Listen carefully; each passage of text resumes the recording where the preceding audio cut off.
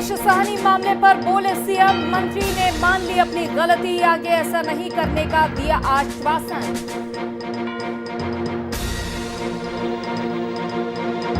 संत रविदास की मनाई गई जयंती, तेजस्वी के आवास पर मनाई जयंती। तेजस्वी ने लालू यादव की सेहत पर की चर्चा।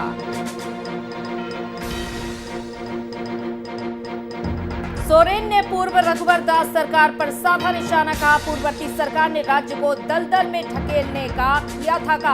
बीजेपी ने सोरेन के बयान पर किया पलटवार।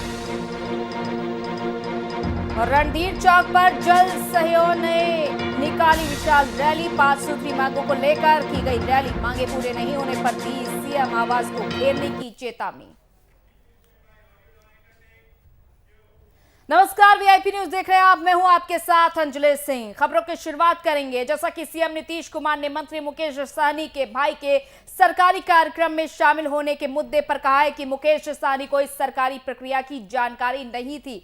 वहीं सीएम नीतीश कुमार ने यह भी कहा है कि कल ही विधानसभा में सवाल उठने के बाद उन्होंने मुकेश साहनी से बात की और मुकेश साहनी ने ये स्वीकार किया कि गलती हो गई, लेकिन ये जानबूझकर नहीं किया गया था। जहां सीएम ने मामला संज्ञान में लाने के लिए विपक्ष को धन्यवाद दिया और कहा कि इससे स्थिति स्पष्ट हो गई है।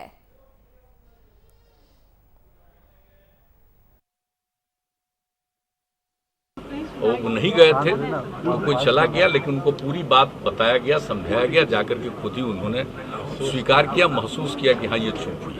क्योंकि किसी चीज़ की कोई एक बारे में हमसे पूछा भी है कि एक जगह ऐसा देखे थे, हमने कहा कि नहीं, वो बाजाब्ता इनवाइटेड थे फॉर्मली किसी भी कार्यक्रम में। कोई भी व्यक्ति अगर जो भी कार्यक्रम है सरकारी, उसकी तरफ से कोई व्यक्तिगत रूप से इनवाइटेड है कार्यक्रम में, और जो भूतपूर्व रहे हैं मंत्री, भूतपूर्व रहे हैं मुख्यमंत्री, भूतपूर्व रहे केंद्रीय मंत्री, कई लोग हैं जो आते हैं, सांसद हैं, विधायक हैं, तो एक अलग बात है। लेकिन पार्टी का कोई आदमी और परिवार का भी कोई आदमी कहीं किसी कार्यक्रम में आपकी जगह पर चला जाए, ये ठीक नहीं। वो कार्यक्रम में तो जा सकता है, कोई भी आकर के आपका कार्यक्रम है जा सकता है, शामिल हो सकता है, देख सकता है, लेकिन उसको औपचारिक कोई भूमिका नहीं निभानी।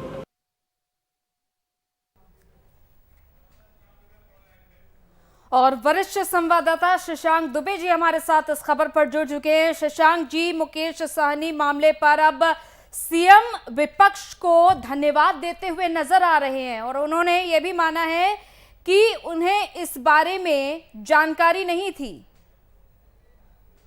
कल जो विधानसभा में हुआ था, जब नीतीश कुमार के सामने प्रश्न आया तो नीतीश कुमार काफी ज्यादा एक तरह से आश्चर्य व्यक्त किया था उन्होंने, और कहा था कि वो इस विषय में जानकारी लेंगे और बात भी करेंगे। कुछ ही देर बाद अंजलि, उन्होंने मुकेश साहनी जो मंत्री थे, उनके जिनके भाई गए हुए थे कार्यक्रम में, मुकेश साहनी को उन्होंने तलब किया एक तरह से, और विधानसभा में जो मुख्यमंत्री का छोटा वहां पर मिले और उनसे बातें की और उनको समझाया भी कि आप पहली बार मंत्री बने हैं, सार्वजनिक जीवन में लोकतंत्र में इस तरह चीजों की जगह नहीं होती है। और आप तो मुकेश साहनी ने कहीं ना कहीं नीतीश सामने एक्सेप्ट किया था कि उनको ये इन चीजों का पता नहीं था, उनको लगता था कि लोग शामिल हो सकते हैं। तो बाहर निकलकर मुकेश साहनी ने माफी भी मांगी थी एक तरह से। आज मुख्यमंत्री उसी पर अपना रिएक्शन दे रहे थे। जब उनसे पूछा गया तो मुख्यमंत्री ने कहा कि ये बातें खत्म हो चुकी है और विपक्ष इस महत्वपूर्ण विषय को विपक्ष ने उठाया है, तो कहीं ना कहीं विपक्ष इसके लिए धन्यवाद का पात्र है, क्योंकि इस तरह की बातें जब पब्लिक संज्ञान में आती हैं तो उसका निराकरण होता है, निवारण होता है। और कल मुकेश साहनी को बुलाकर इन बातों को स्पष्ट कर दिया गया था। बिल्कुल, लेकिन शशांक जी, सोचने और समझने वाली बात है कि एक मंत्री के पद पर आसीन है मुकेश साहनी, और इतनी बड़ी गलती आखिर उन्होंने कैसे कर दी, इतनी बड़ी चूक कि अपने भाई को एक कार्यक्रम में भेज रहे हैं। जी बिल्कुल, जो कल की घटना थी, जो विधानसभा में मामला उठा, तो छोटी घटना नहीं थी, क्योंकि एक मंत्री जो सार्वजनिक पद पर है, संवैधानिक पद पर बैठा हुआ है, उसको तमाम संविधान की मर्यादा और लोकतंत्र की मर्यादा दोनों पता होनी चाहिए थी। लेकिन सच्चाई तो ये है अंजलि की मुकेश साहनी पहली बार किसी सदन के सदस्य बने हैं। विधान परिषद में उनको विधान परिषद से वो सदस्य हैं और पहली बार ही मंत्री बन गए हैं, तो उनको उन तमाम चीजों की जानकारी नहीं थी, जैसा कि मुकेश साहनी ने कहा। और उन्होंने कहा कि ये चूक हो गई है, गलती हो गई है, हालांकि उनका इंटेंशन ये नहीं था, लेकिन उनके भाई जब वहां पहुंचे तो अधिकारियों ने कहीं ना कहीं उनको स्पेशल प्रोटोकॉल दे दिया जो एक मंत्री को देना चाहिए था। कहीं ना कहीं उन्होंने माना कि ये चीजें गलत थी और वो पूरा जो कल कन्फेस कर रहे थे, तरह से स्वीकार कर रहे थे मुकेश सहनी जब मीडिया के सामने, तो निश्चित रूप से उसमें उन तमाम बातें थी जो नीतीश कुमार ने उनको अंदर इंस्ट्रक्ट किया था और नीतीश कुमार ने कहा था जाकर कि बाहर आप जाइए और सार्वजनिक रूप से रिग्रेट कीजिए इन बातों को लेकर। चलिए, बहुत बहुत शुक्रिया तमाम जानकारी के लिए शशांक जी। तो माफीनामा एक तरफ और दूसरी तरफ कहा जा रहा है सीएम की ओर से कि मुकेश सहनी को सरकारी प्रक्रिया की जानकारी नहीं थी। जैसा कि हमारे वरिष्ठ संवाददाता ने यह भी कहा कि पहली बार वो मंत्री पद संभाल रहे हैं तो उन्हें इस बारे में कहीं ना कहीं जानकारी का अभाव था, इसके चलते ये बड़ी चूक हुई है।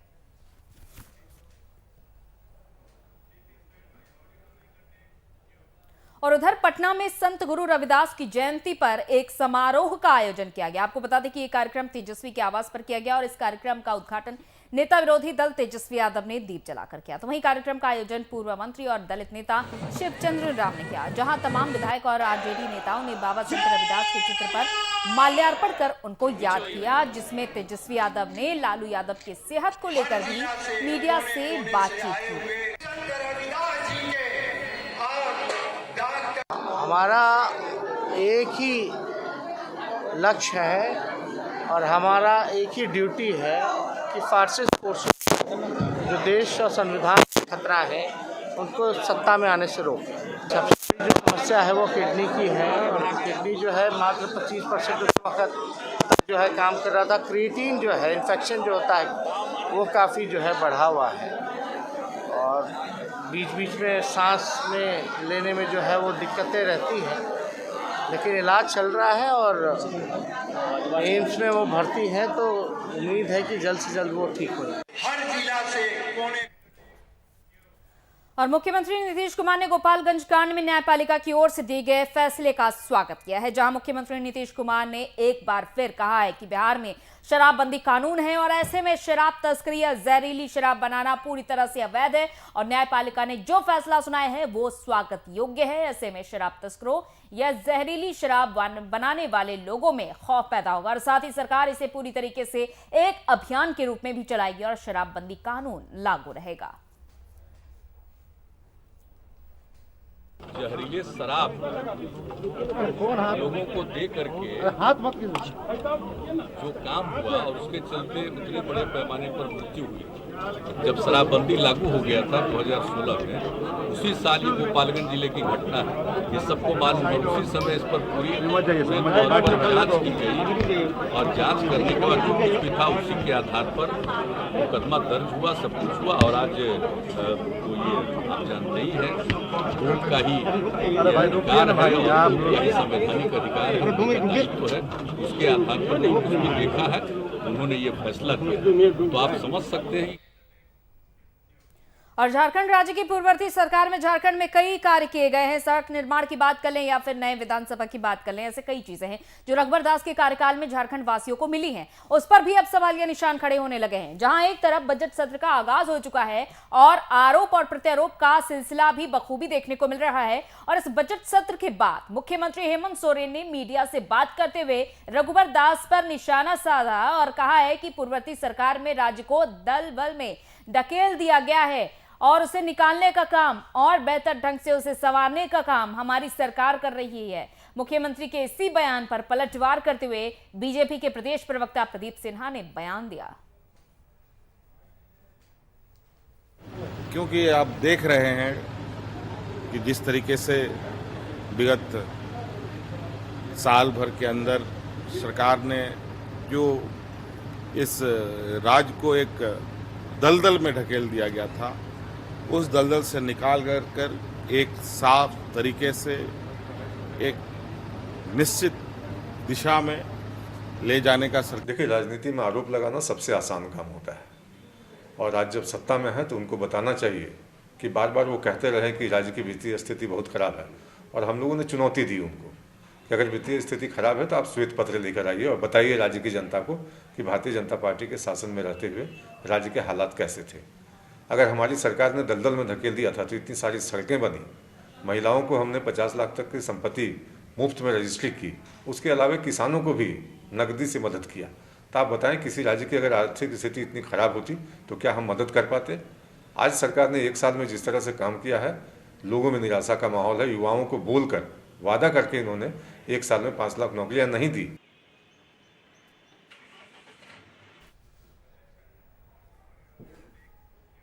दो 243 विधानसभा के प्रभारियों के साथ आरसीपी सिंह ने बैठक की और ये बैठक पार्टी की विचारधारा को मजबूत और कार्यकर्ताओं के साथ साथ जनता के बीच संदेश भेजने को लेकर है। इसी कड़ी में आरसीपी सिंह ने यह भी बताया कि इससे पहले जो प्रशिक्षण शिविर आयोजित हुआ था वो पार्टी के जिला अध्यक्ष के साथ था, जिसमें लोकसभा प्रभारी भी मौजूद थे और इस बैठक में संगठन को कैसे आगे बढ़ाया जाए इसे लेकर प्रशिक्षण शिविर का आयोजन किया गया। और ये भी बता दें कि शिविर 2 दिन तक चलेगा।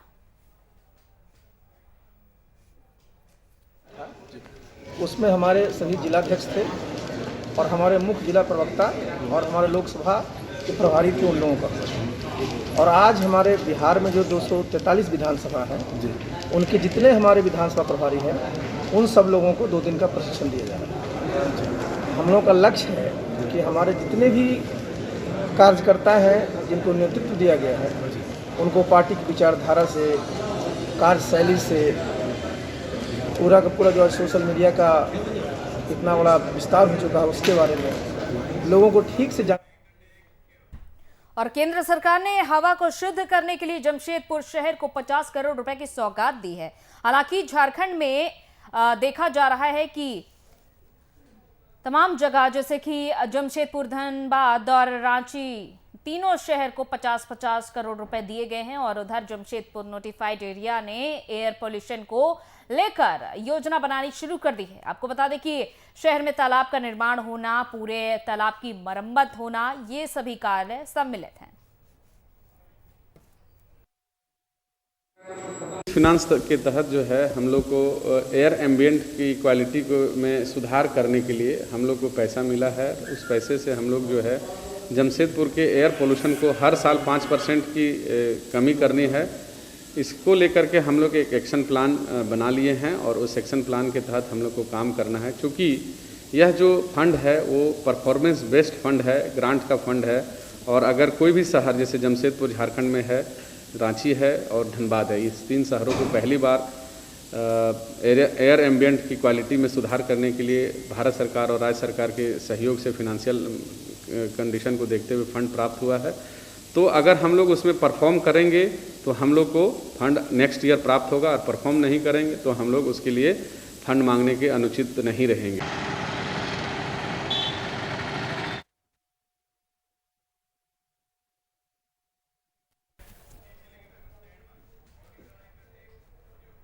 और नगर विकास मंत्रालय भारत सरकार की ओर से जारी म्युनिसिपल ऑफिस इंडेक्स में पटना को 16वां स्थान मिला है, जिसमें बिहार के उप मुख्यमंत्री शाह, नगर विकास मंत्री तारकिशोर प्रसाद ने खुशी जाहिर की। वहीं डिप्टी सीएम तारकिशोर प्रसाद ने एक और कहा है कि कोरोना काल और बिहार में चुनाव की वजह से बिहार के सभी 4 स्मार्ट सिटी प्रोजेक्ट पर अपेक्षा के अनुसार कार्य नहीं हो सका।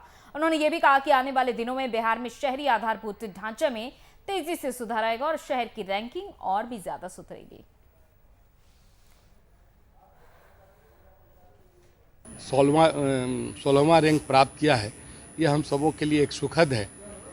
और इसके लिए पटना के नागरिकों का, सफाई कर्मियों का, पटना नगर निगम के कर्मचारियों, अधिकारियों का और अपने नगर विकास एवं आवास विभाग के अधिकारी को भी हम हृदय से धन्यवाद देते हैं कि सबों के सम्मिलित प्रयास के कारण यह रैंक हासिल हुआ है।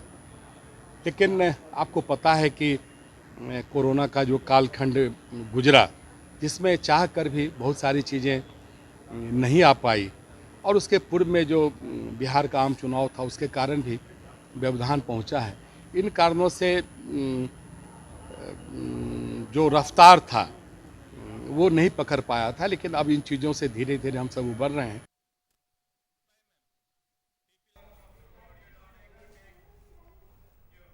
और राजधानी रांची सहित देश भर में स्वच्छ सर्वेक्षण की शुरुआत होने वाली है।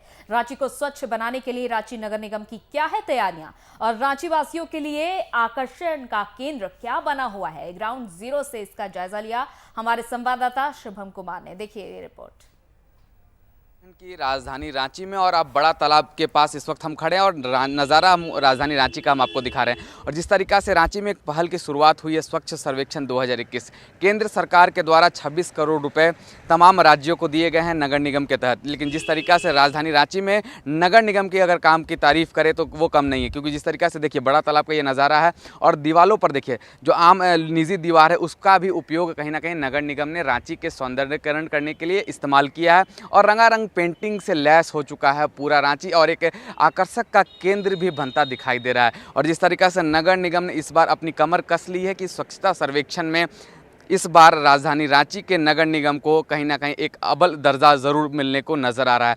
तमाम दुकानों को हटा दिया गया है, सड़कों पर से अतिक्रमण कर दिया गया है, कह सकते हैं जो अवैध दुकान थे। लेकिन जिस तरीक़ा से जो नज़ारा है देखिए, खूबसूरत पेंटिंग दीवारों पर बनी है, ये कहीं ना कहीं आकर्षक का केंद्र बनता हुआ नज़र आ रहा है। दूसरी तरफ हम आपको दिखाने की कोशिश करेंगे, इस वक्त हम हैं बड़ा तालाब के पास। यही वो बड़ा तालाब जो राज्य का, राजधानी रांची का सबसे बड़ा तालाब। यहाँ पर तमाम पर्व त्यौहार, विसर्जन की बात कर लें, चाहे वो छठ पूजा की बात कर लें, तमाम त्यौहारों को यहीं पर मनाया जाता है। लेकिन जिस तरीक़ा से यहाँ पर गंदगी का आलम हुआ करता था, कह सकते हैं जिस तरीक़ा से नगर निगम की लापरवाही भी सामने आती थी। लेकिन इस बार स्वच्छता सर्वेक्षण को लेकर नगर निगम ने अपनी तैयारियां जोरों पर है और तालाब का जो नज़ारा हम आपको दिखाने की कोशिश करेंगे। एक समय था यहाँ पर खाली जलकुंभियाँ जमी रहती थी, कचड़े का अंबार लगा रहता था, लेकिन अब यह देख के लगता है कि रांची नगर निगम की ओर से संपूर्णतः पूरी तैयारी कर ली गई है और ये नज़ारा बिल्कुल खास है, क्योंकि रांची वासियों के लिए कोई बेसब्री से इंतजार था कि राजधानी रांची एक सौंदर्यकरण के रूप में, एक सुंदर नज़ारे के रूप में कब तब्दील होगा। तो कह सकते हैं कि इस बार रांची नगर निगम की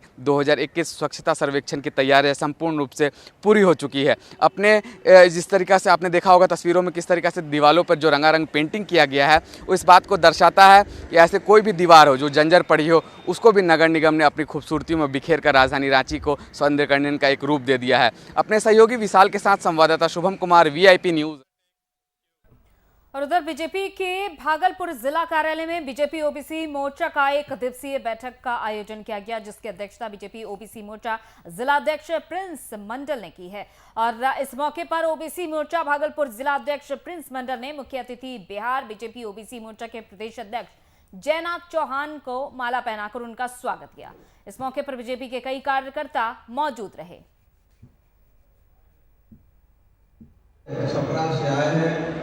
भागलपुर प्रमंडल के कार्यकर्ताओं की बैठक है जो हमारे पदाधिकारी है।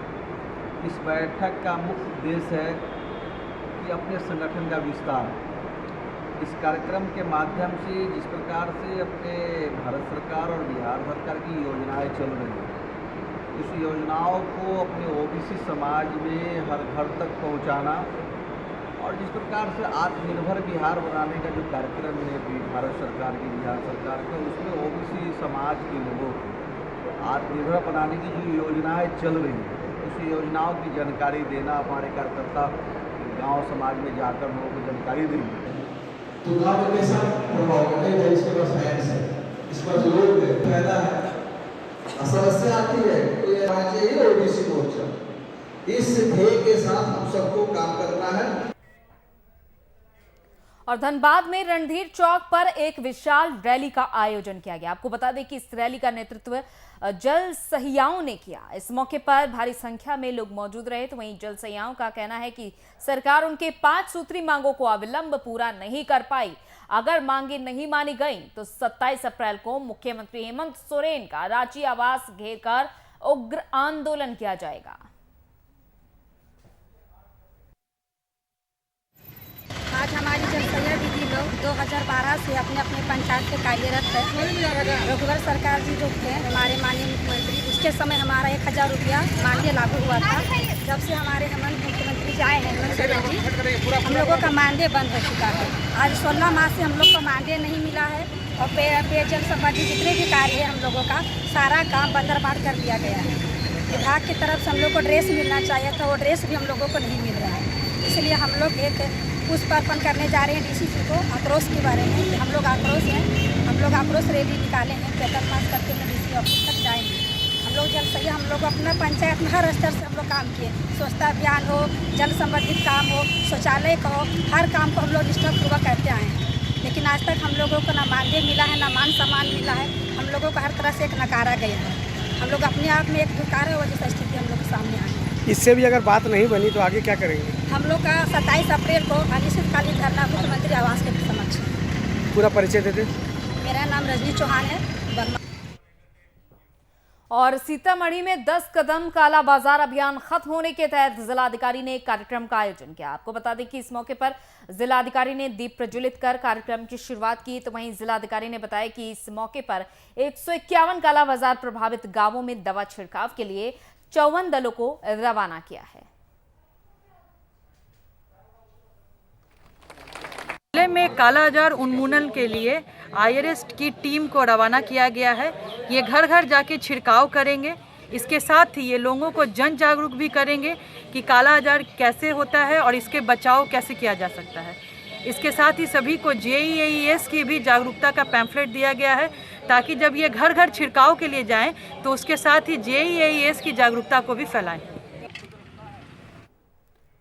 देश भर में कोरोना का कहर लगातार जारी है। आपको बता दें कि जिनके कंधे पर लोगों की स्वास्थ्य की जिम्मेदारी सौंपी रखी गई है, आज वही लापरवाह दिख रहे हैं। भारत सरकार और बिहार सरकार भले ही कोरोना की टीकाकरण अभियान चला रही है, लेकिन औरंगाबाद सदर हॉस्पिटल में काम कर रहे स्वास्थ्य कर्मचारी पूरी तरह से लापरवाह बने हुए हैं। जहां कोरोना टीकाकरण केंद्र पर स्वास्थ्य कर्मचारी सोशल डिस्टेंसिंग और बिना मास्क के रजिस्ट्रेशन कर रहे हैं।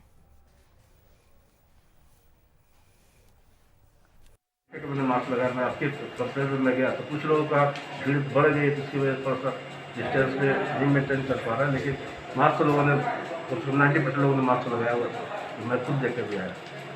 जी अभी कुछ ना कुछ तो लोग और जितना कोरोना लोगों ने इतना लाइटली ले रहा है कि जब फिर से कोरोना आ रहा है, लेकिन अभी भी लोग जहाँ भी जमा होता है पूरी तरह जमा हो जा रहा है, उसका डिस्टेंस मेंटेन नहीं हो पा रहा है, जो कि करना बहुत ज़रूरी था।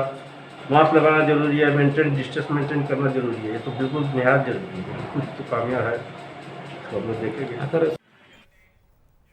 और मैथन पावर लिमिटेड यानी MPL इन दिनों जंग का मैदान बना हुआ है। आए दिन MPL के विस्थापित नियोजन और मुआवजे की मांग को लेकर धरना प्रदर्शन कर रहे हैं। और एक बार फिर MPL विस्थापितों ने नियोजन की मांग को लेकर सुबह से MPL के मुख्य गेट को जाम कर धरना प्रदर्शन शुरू कर दिया था। गेट जाम के कारण MPL ट्रांसपोर्टिंग ठप हो गई और हाईवे पर वाहनों की लंबी कतार लग गई। आपको बता दें कि विस्थापित नियोजन संहिता ने मांगों को लेकर लगातार धरना प्रदर्शन किया है और इसके बावजूद MPL प्रबंधन और स्थानीय जिला प्रशासन विस्थापितों को अनसुना कर रही है।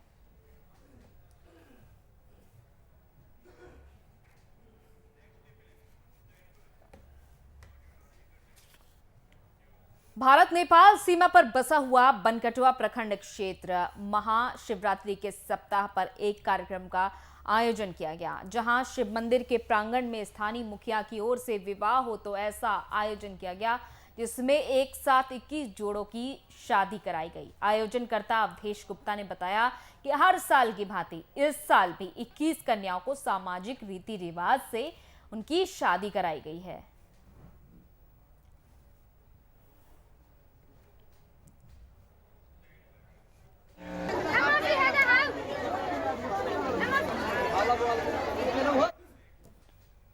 वहीं समस्तीपुर के खानपुर थाना क्षेत्र के कानू विष्णुपुर गांव में भूमि विवाद को लेकर दो पक्षों में खूनी संघर्ष हो गया, जिसमें 4 लोग गंभीर रूप से घायल हो गए। वहीं इस घटना की सूचना पुलिस को दी गई। मौके पर पहुंची पुलिस ने घायलों को नजदीकी अस्पताल में भर्ती करा दिया है और पुलिस ने आरोपियों की तलाश शुरू कर दी है। कुछ नहीं, उससे कुछ नहीं हुआ है। जिस आदमी से झगड़ा अभी मारा है उस आदमी से कुछ नहीं हुआ। तो मीटर हुआ ना, वो मीटर है दूसरा पार्टी बना के हम पर ऐसा किया। मुझे कब हुआ ये घटना? अभी हुआ है सवेरे 7 बजे। क्या बजे? 7 बजे सवेरे। कितने लोग थे आप लोगों के साथ जो मारपीट हुआ है? वो लोग कितने लोग थे? 25 आदमी। क्या हुआ है? किससे झगड़ा हुआ? क्या मारपीट? सम्राट मनीष महतो, अनिल महतो,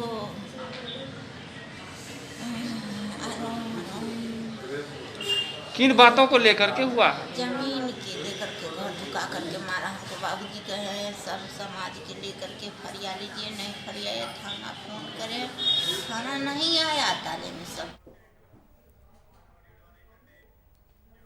औरंगाबाद में मुखिया के भाई की रहस्यमय मौत हो गई और घटना रिसियप थाना क्षेत्र के संथुआ के पास की है, जहां मुखिया का भाई दुकान बंद करके घर लौट रहा था और इसी दौरान ये घटना घटी। वहीं इसकी सूचना पुलिस को दी गई। पुलिस मौके पर पहुंची और मामले की जांच फिलहाल शुरू कर दी गई है।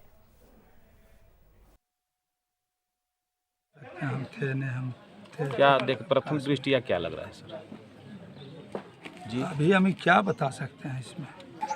तो हम लोग देखें तो क्या सनथवा गाँव के पास बोलो होटल के पास घटना घटा, मोबाइल द्वारा सूचना आया तो उस पर हम लोग जाकर देखे भाई हमारा खून से लथपथ गिरा हुआ था रोड के किनारे। इसमें हम देखे ना तो हम किसको बता सकते। फिर क्या हुआ? मैंने मौत अवस्था में था ना हम उसके बाद ले गए औरंगाबाद थी एम्बुलेंस के द्वारा औरंगाबाद सदर अस्पताल में, वहाँ इलाज के बाद वहाँ से रेफर कर दिया। उसके बाद गए जमुहार नारायण मेडिकल कॉलेज में, वहाँ गए तो कुछ देर ECG चला, इसके बाद मृत्यु घोषित।